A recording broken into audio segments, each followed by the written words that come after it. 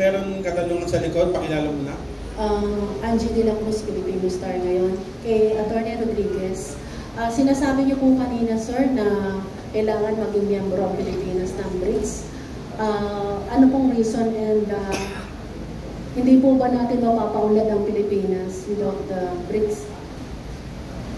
Hindi ko sinasabing hindi uunlad ang Pilipinas without BRICS.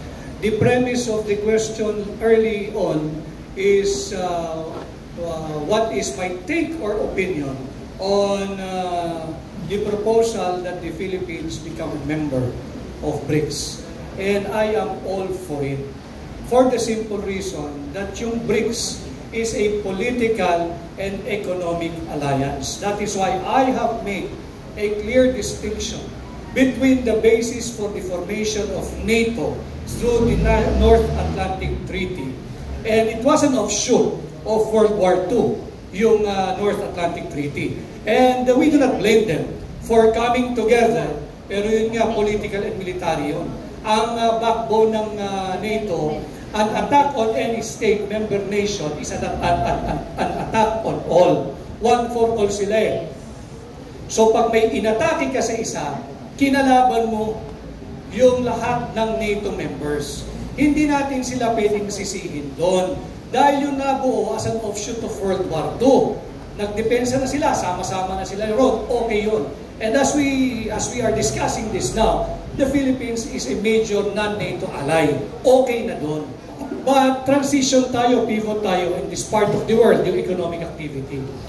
We should not discount joining another organization that is for political and economic reasons, like yung BRICS. And by the way, dagdag ko lang sa nabanggit ni Senadora Nikki, ang Malaysia at Thailand are one of the newest members of BRICS. Kapitbahay natin ito. Yung Thailand, dyan tayo kumukuha.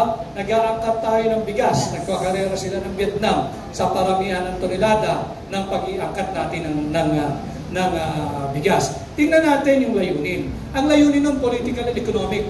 Ang layunin nun ay magtatag ng New Development Bank na kung saan ang mga miyembro ay pwede na magkalakal using their own currency. Hindi na kinakailangan dolyar at pwedeng pangutang yung miyembro noon sa mga member state. But malayo pa rin naman ang BRICS dahil wala naman itong While on the surface, it looks a formal organization. Walang malinaw na liderato rito Walang pangulo, walang chairman ang BRICS. It's while it looks formal, still, it's a loose grouping of member nations. I'm not saying hindi tayo asenso, pero tanggapin din natin, while I value our sovereignty and independence, we should be made aware of the value and the principle of interdependence. Okay, next question is